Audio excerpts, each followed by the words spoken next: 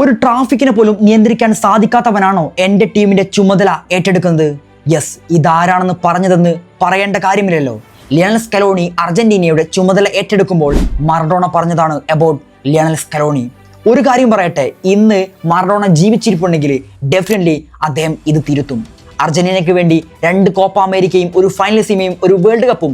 ഇപ്പോൾ ഇതാ 2026 FIFA world കപ്പിന്റെ ഫൈനലിലേക്ക് അർജന്റീനയെ കൊണ്ടെത്തിച്ചിരിക്കുകയാണ് ലിയണൽ സ്കലോണി. ഏകദേശം 8 വർഷം കൊണ്ടാണ് അദ്ദേഹം അർജന്റീനയിൽ ഇത്തരമൊരു മാറ്റം, ഇത്തരമൊരു റവല്യൂഷൻ കൊണ്ടുവരുന്നത്. കഴിഞ്ഞ വേൾഡ് കപ്പ് അർജന്റീന നേടിയതോടുകൂടി ദ ഡിബേറ്റ് ഈസ് ഓവർ.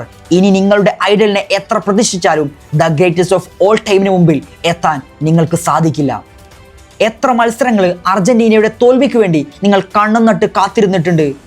പല കളികളും പിറകിൽ പോകുമ്പോൾ ആഘോഷിച്ചവരല്ലേ, പിന്നെ കംബാക്ക് നടത്തുമ്പോഴും പല ന്യായീകരണങ്ങൾ നിരത്തിയവരല്ലേ നിങ്ങൾ.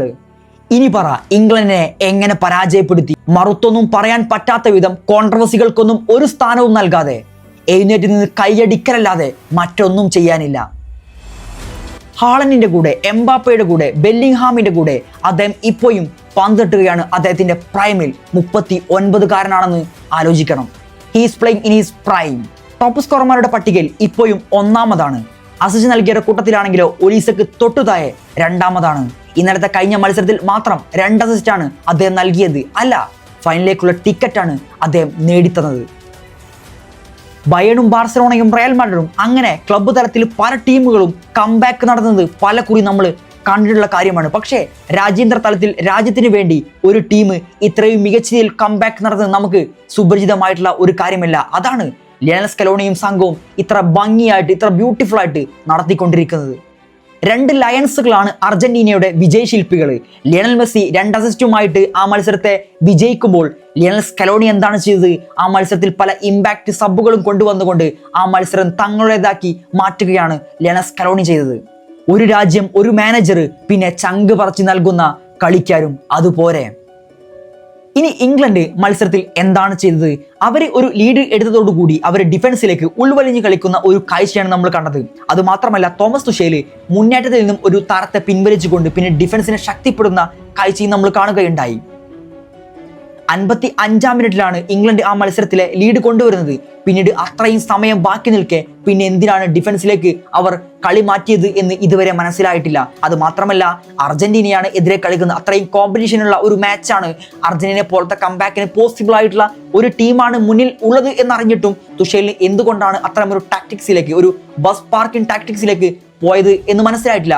ശരിയാണ്, ബസ് പാർക്കിംഗ് ടാക്ടിക്സ് ഒരു ഫുട്ബോളിലൊരു സുപരിചിതമായിട്ടുള്ള ഒരു ടാക്ടിക്സ് ആണെങ്കിൽ കൂടി എന്തുകൊണ്ടാണ് അവർ ഇത്ര നേരത്തെ ആ ഒരു ടാക്ടിക്സിലേക്ക് കടന്നത് എന്ന് ഇതുവരെ മനസ്സിലാക്കാൻ സാധിച്ചിട്ടില്ല. എനിക്ക് തോന്നുന്നു അവർ ഒരു ഗോളിൽ തൂങ്ങിപ്പിടിച്ചുള്ള ഒരു ജയത്തിനാണ് അവർ ശ്രമിച്ചത്.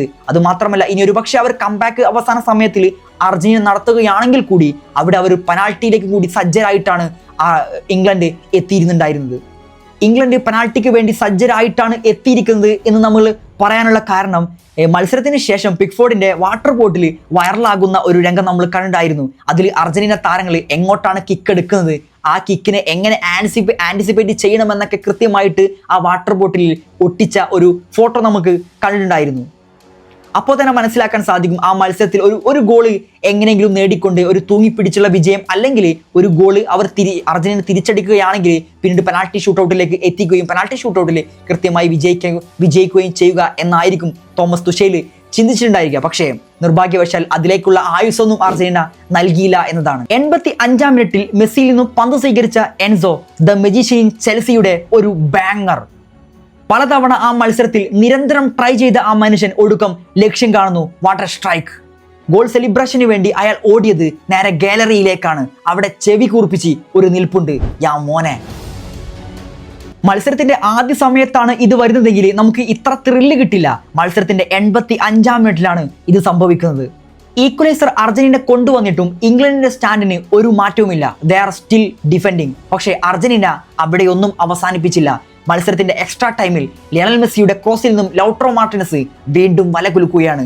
ഇവിടെയാണ് ലിയണൽ സ്കലോണിയുടെ സബ്സ്റ്റിറ്റ്യൂഷന് ഇമ്പാക്റ്റ് കാണുന്നത്. ലിയണൽ സ്കലോണി നടത്തുന്ന ആ ഒരു സബ്സ്റ്റിറ്റ്യൂഷനാണ്.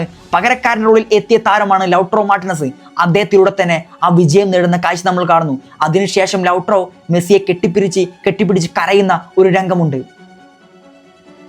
ഡഗൌട്ടിൽ ലിയണൽ സ്കലോണിയും ഒരു എക്സ്പ്രഷനും ഇല്ലാതെ തൻ്റെ ടീം ഒരു വിജയത്തിന് അരികിലാണ് എത്തുന്നത് എന്ന മട്ട് പോലും കാണിക്കാതെ അദ്ദേഹം അവിടെ നിൽക്കുന്നുണ്ടായിരുന്നു. പക്ഷേ അദ്ദേഹത്തിന് കണ്ണ് നിറയുന്നത് കാണാമായിരുന്നു. 55-ാം മിനിറ്റിൽ ഗോർഡൻ നേടിയ ഗോളിന് പകരമായിട്ട് മെസ്സിയുടെ 2 സൂപ്പർ അസിസ്റ്റിൽ നിന്നും 85-ലും 92-ലുമായിട്ട് 2 തകർപ്പൻ ഗോളിലൂടെ അർജന്റീന വിജയിച്ചുകൊണ്ട് വേൾഡ് കപ്പിന്റെ 2026 എഡിഷനിലെ വേൾഡ് കപ്പിന്റെ ഫൈനലിലേക്ക് അർജന്റീന കടന്നിരിക്കുകയാണ്. ചരിത്രത്തിൽ അർജന്റീന ഇതുവരെ 6 സെമി ഫൈനൽ കളിച്ചിട്ടുണ്ട്. അതിൽ 6ലും വിജയിച്ച ഒരു ചരിത്രം അർജന്റീനയ്ക്ക് ലഭിച്ചിരിക്കുകയാണ്. അതുമാത്രമല്ല, ലിയണൽ മെസ്സിയെ സംബന്ധിച്ച് ലിയണൽ മെസ്സി അർജന്റീനയുടെ നായകനായിട്ട് 7ാമത്തെ ഫൈനലാണ് അർജന്റീനയ്ക്ക് വേണ്ടി സ്പെയിനെതിരെ അദ്ദേഹം കളിക്കാൻ പോകുന്നത്. ആ ഫൈനലായിരിക്കും അർജന്റീനയെ സംബന്ധിച്ച് അവർ എതിരാളികളെ വായടപ്പിച്ചുകൊണ്ട് കളിക്കാൻ ഇറങ്ങുന്ന ഒരു മത്സരം.